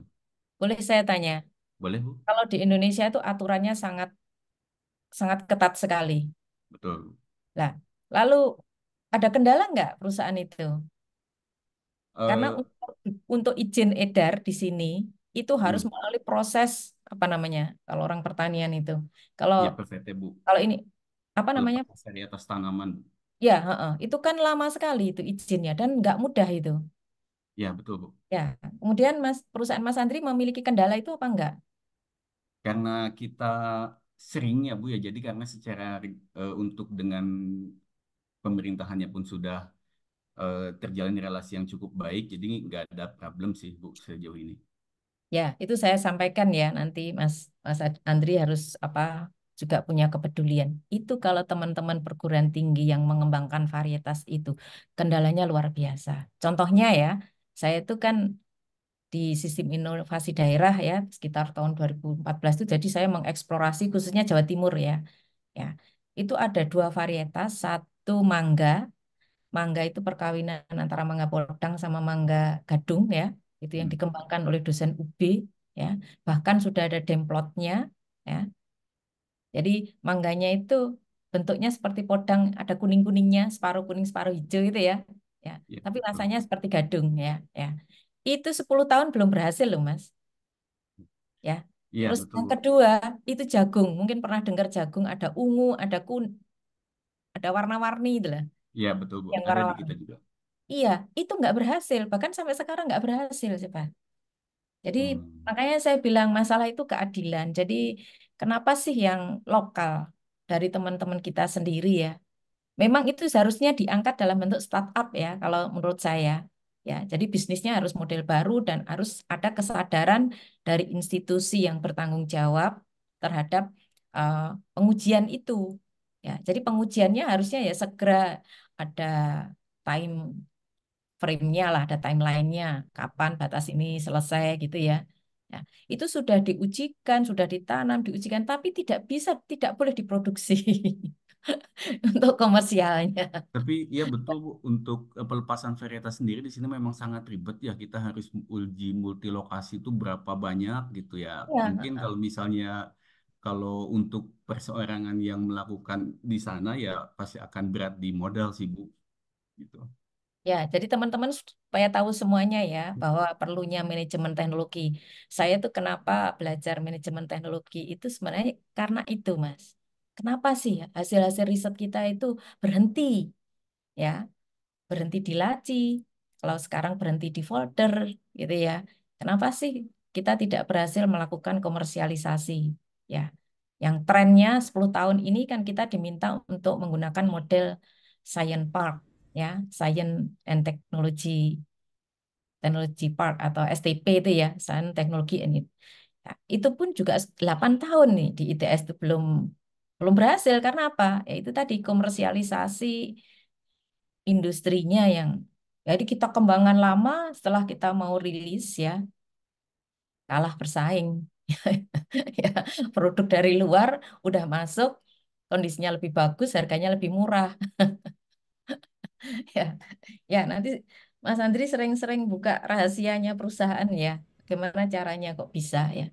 Kenapa sih yang dari lokal sendiri tidak diberi ruang? Kalau saya bilang untuk ruang ya, untuk berkembang dan bersaing ke internasional.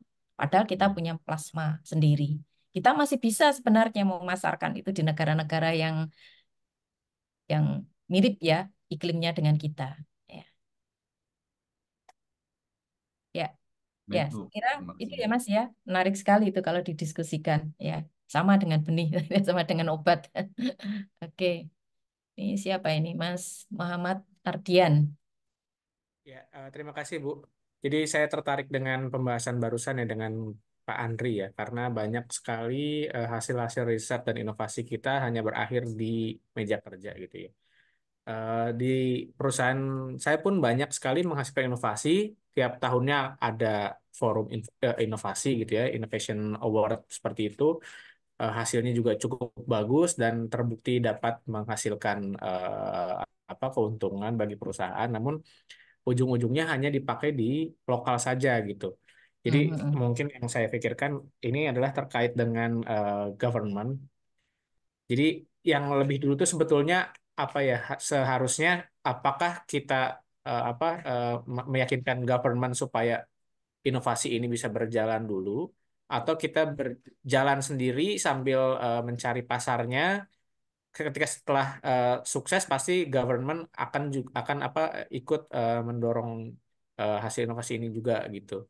Dan satu lagi mungkin terkait dengan apa kita masih research research gitu kan kita coba menjual tapi nggak laku-laku di dalam negeri tapi ternyata ada inovasi yang lain yang sama atau mirip lah dengan yang kita lakukan tapi dari luar negeri itu sangat disambut baik dengan oleh pemerintah kita gitu itu agak-agak apa ya gimana buat kita sebagai orang Indonesia sendiri sepertinya kok rasanya agak ngenes gitu loh Bu.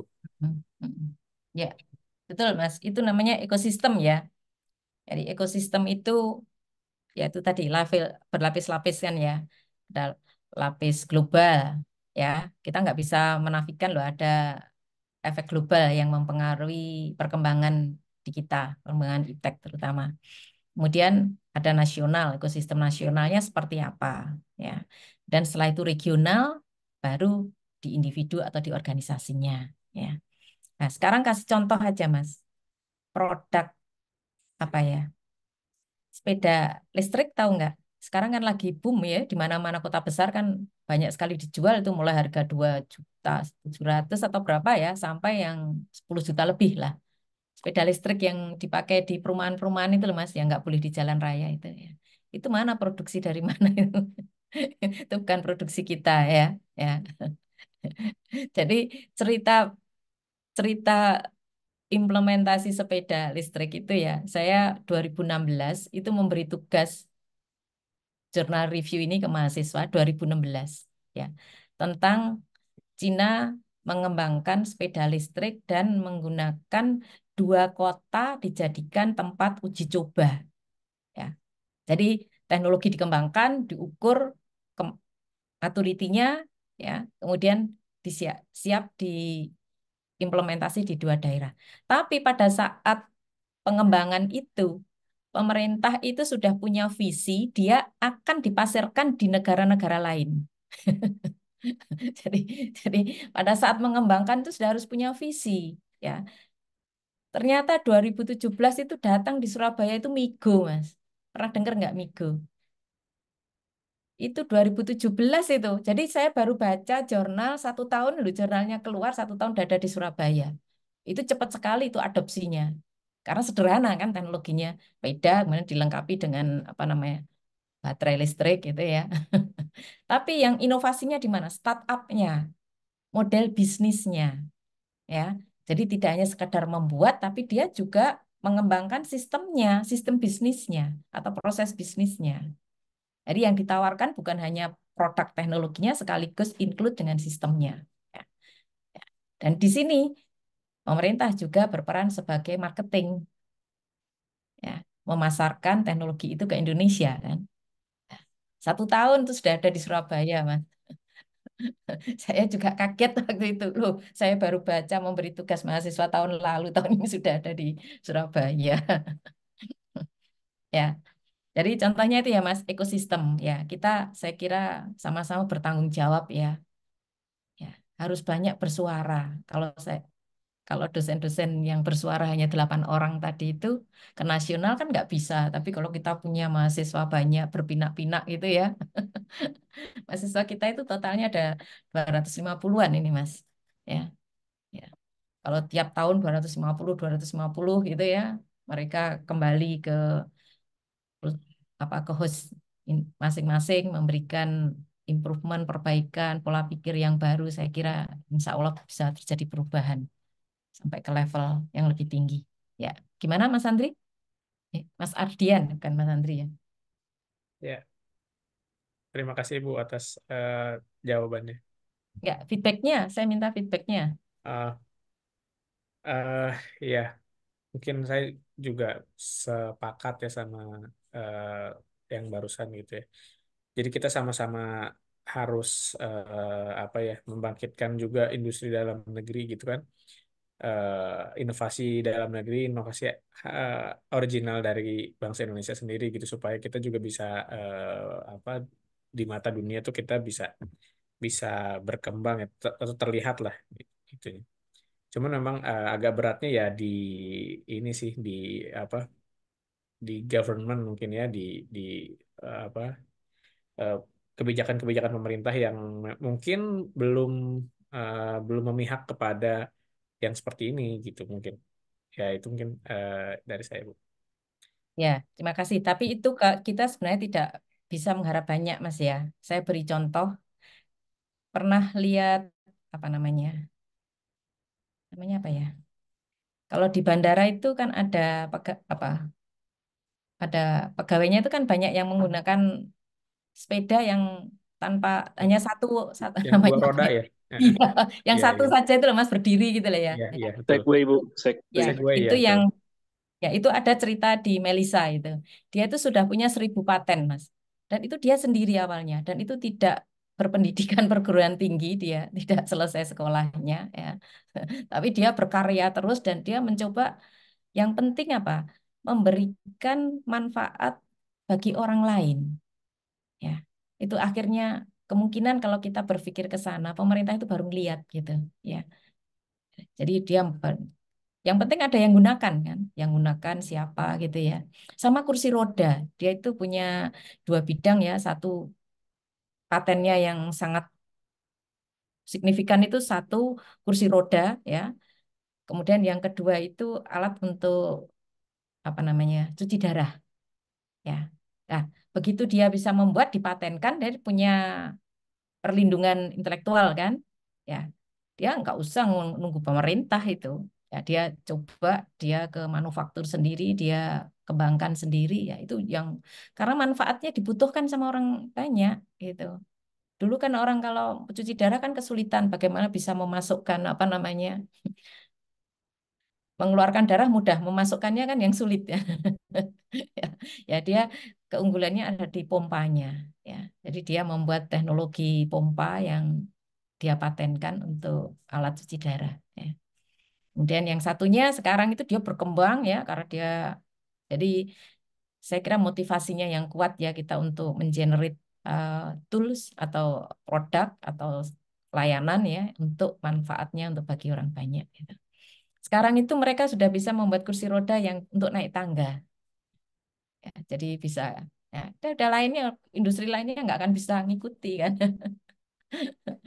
Dia sudah terus dikembangkan terus menerus gitu ya. Memang pada saat seorang inventor itu mereka nggak mikir awalnya itu nanti seperti apa jadinya. Yang penting dia berkarya gitu ya.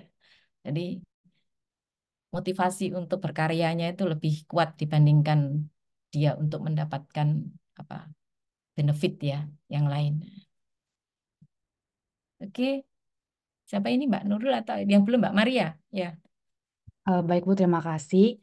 Saya ingin menanyakan berhubung saya bekerja di bidang sigaret filter ya Bu ya. Kan kita tahu ya Bu bahwa di sisi lain sigaret itu menyumbang pendapatan APBN negara lebih banyak melalui dengan adanya bea cukai itu ya Bu. Tapi di sisi lain, di sisi sosial ataupun kesehatan, bahwa pemerintah pun juga melarang keras untuk mengkonsumsi sigaret gitu ya Bu. Eh, Pertanyaan saya, bagaimana menyikapi em, inovasi ini, inovasi terhadap eh, fenomena love and hate dari industri rokok itu sendiri Bu. Seperti Ya, itu. ya. Mbak Maria Sehingga yang lokal ketimbang atau saya, ya internasional perusahaannya? internasional Bu, multi company, Nasional. multinasional. Oh, multinasional. Ya. Sekarang kalau rokok itu saya lihat dari usernya ya. Dan dari usernya itu kalau kita lihat beda generasi sudah beda loh Mbak. Sehingga inovasi sigaret kan juga terus kan dilakukan. Betul. Ya, ya Um, itu kalau dari saya generasi. jadi Generasi. Halo, bisa menerima suara saya, Mbak Maria? bisa Bu. Oke, ya. Dari generasi maksud saya itu ada evolusi. Evolusi apa ya namanya? Eh, jadi baik itu dari sisi produknya, ya. Produknya kan kalau dulu menggunakan apa namanya? Kretek ya, Mbak ya. Ya. Nah, setelah itu filter. Ya, kreteknya kan ada tapi kan menurun, ya. Terus ke depan kira-kira apa? Nah, itu kita melihat tren penggunanya. Karena udah beda generasi kan beda style kan. Oke. Berarti intinya diperbolehkan ada inovasi di Iya, industri seperti ini iya. Bu. Saya lihat itu sudah dari sisi knowledge ya. Itu ada filter yang bisa biofilter namanya. Dan dia Oke. bisa mengambil apa namanya? Bisa menyerap ya bahan-bahan yang berbahaya ya seperti nikotin itu bisa apa? Bisa. Jadi bahannya itu dari bio, istilahnya biofilter ya kalau nggak salah. Ya. Ya, itu coba saya kira kalau klik apa googling itu Mbak, coba biofilter untuk sigaret nanti kan keluar. Saya kira itu sudah banyak diterapkan ya di beberapa industri rokok ya. Ya, ya. Jadi inovasi produk ya itu ditentukan oleh usernya, penggunanya. Ya. Jadi sekarang itu kan modelnya ada apa namanya? Kalau yang perusahaan itu kan selalu memonitor ya customer itu. Kalau yang menerapkan BMC itu kan ada apa namanya? Customer relationship ya. Ya, itu trennya dari tahun ke tahun itu sudah bisa dilihat, Mbak. Di Ya, perusahaannya punya BMC nggak? Menerapkan customer relationship yang datanya real time. ya mengharapkan Bu. Ya, kalau datanya real time kan kita bisa melihat kan trennya. Customer itu cenderung turun dengan produk ini ya, dan dia memerlukan produk baru yang mungkin lebih aman gitu ya, terus lebih murah atau apalagi kira-kira. Ya, ya. Sehingga itu bisa m- merubah value yang akan kita berikan ke konsumen. Ya. Jadi aktivitas apa yang harus dilakukan? Berarti ya aktivitas pengembangan ya dengan produk baru. Pengembangan yang merujuk mengurangi Kebutuhan konsumen tadi bahaya. apa? Oh, Karakteristiknya. Ya, oke. kan belum tentu konsumen itu sadar akan bahaya. Ada loh, dia memerlukan taste-nya. Ya, ya, banyak sekali indikator nanti. Ya, ya. Baik Bu. Dan contohnya yang orang Indonesia ya, kalau merokok sukanya kan yang tajam ya. Tapi kalau orang rokok kita jual ke negara-negara lain itu belum tentu mereka mau karena bisa batuk mereka. Ya, pernah nggak? Pernah tahu bahwa rokok kita kalau dikonsumsi sama orang asing itu dia langsung batuk, nggak tahan karena biasa pakai soft ya. Ya Bu. Ya, seperti itu. Jadi konsumennya yang mau di apa captive marketnya yang mana gitu. Untuk konsumen yang segmentasinya seperti apa? Karena beda segmen kan kemungkinan beda apa namanya karakteristik produk kan. Ya, jadi kita merancang produk itu berdasarkan konsumen sekarang. Ya, pasarnya ke arah mana gitu ya. Nah, manajemen teknologi innovation ini bisa mempercepat dan mendekatkan ya kan dari situ ya Mbak Maria Sudah bisa? Baik, Bu. Berarti Oke. nanti next proposal untuk project Mm-mm. ini saya bisa pakai Bisa. Iya, ya. bisa. Nah, apalagi nanti kalau punya data, Mbak ya, dari konsumen ya, punya data trennya gitu ya, segmentasinya. Nah, itu kan lebih menarik lagi kan. Berarti Baik. perusahaan itu perlu diversifikasi produk itu macam-macam ya, tidak hanya satu saja karena pasarnya persaingannya seperti ini gitu. Ya, oke. Baik, terima kasih, Bu. Ya, ini yang siapa? Mas Muhammad Gilang Saputra. Ya, Bu, izin bertanya, Bu. Mm-mm, Pertanyaannya hampir mirip dengan Bu Maria, cuman beda bidang ya. Terkait mm-mm. ini, Bu, bagaimana ya antisipasinya ya? Terkadang kita sudah ada inovasi dan ide, namun terhalang oleh birokrasi yang ada. Misalkan contohnya di kantor saya ada ide terkait personalisasi ya. Namun hal ini tidak bisa diteruskan karena terhalang oleh Undang-Undang PDP tahun 2020. Itu bagaimana ya Bu cara mengantisipasinya? Anu suaranya nggak bisa cetak undang-undang apa, Mas? Jadi Nah, ini saya sudah. ada ide ya terkait personalisasi pelanggan ya dalam Hmm. bidang telekomunikasi. Nah, namun ide itu tidak bisa diteruskan karena terhalang oleh Undang-Undang Perlindungan Data Pribadi (PDP). Itu Oh, PD. bagaimana ya Bu cara mengantisipasi?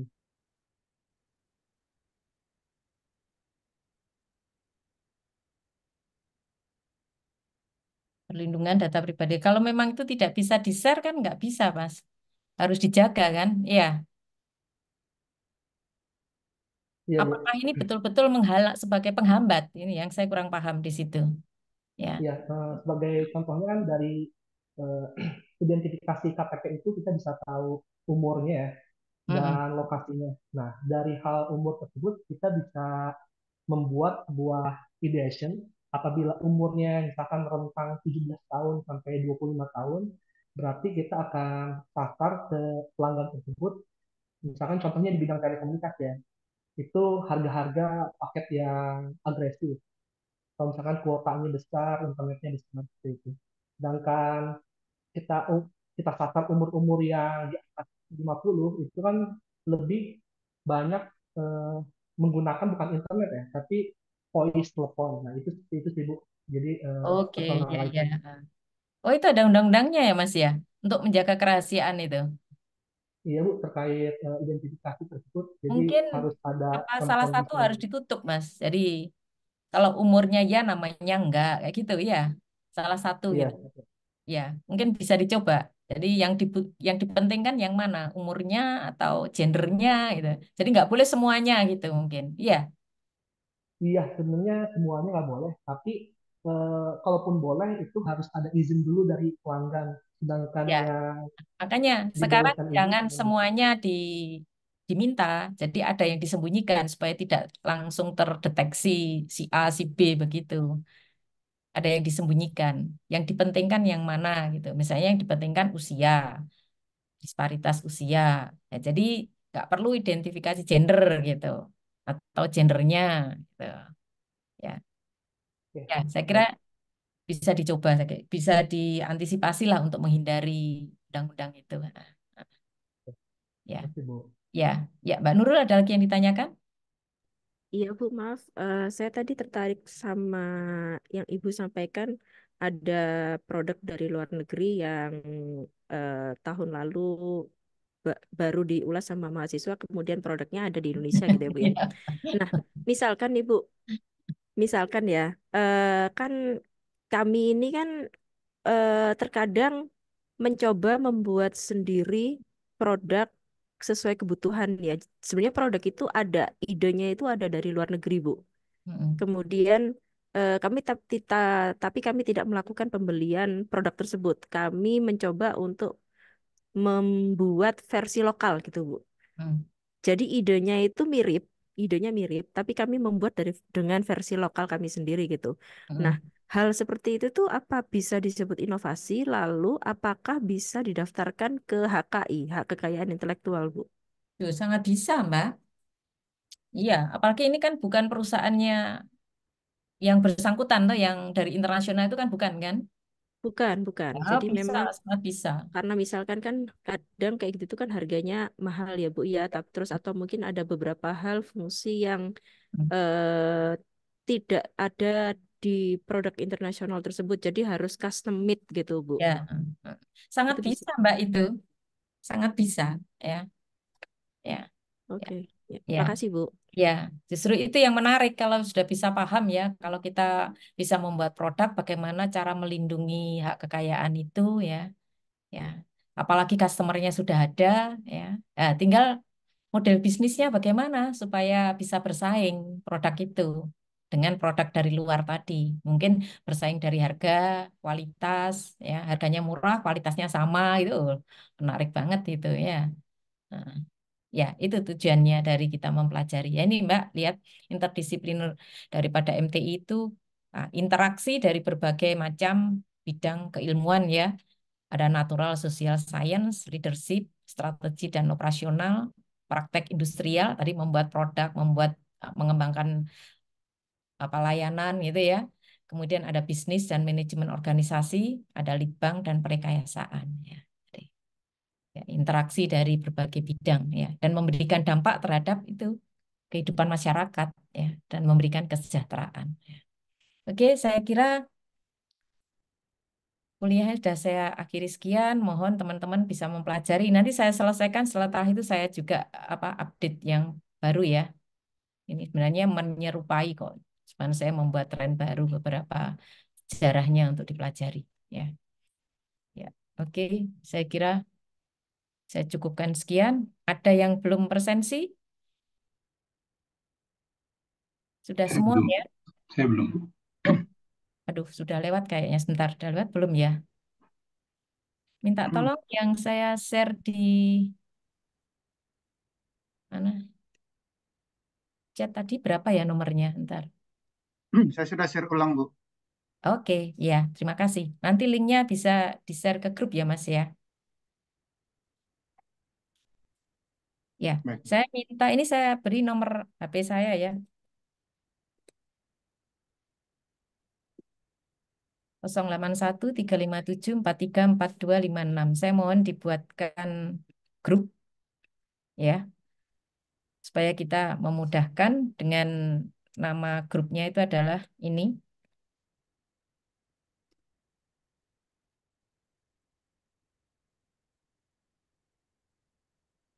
Ini kelas apa ini? Kelas E ya. Ya, ini minta tolong Mas diberi nama MTI Genap 2024 kelas E. Nama grupnya ya. Oke, sudah dicatat? Baik, Bu. Ya, terima kasih. Saya tunggu ya. Nanti saya share materi baru ya. Ya, sampai jumpa minggu depan. Assalamualaikum warahmatullahi wabarakatuh. Mohon maaf jika perkuliahan ini ada yang kurang berkenan buat teman-teman. Silahkan memberikan feedback ya dan evaluasi buat saya. Ya, izin saya end ya. Baik, Bu. Terima kasih. Terima kasih, Terima Bu. kasih, Bu. Banyak Bu. Ya, oh ya, Makasih, Bu. saya ulangi lagi buat grup ya, segera menentukan tema ya, karena itu berjalan perlu waktu ya. Ya, terima kasih.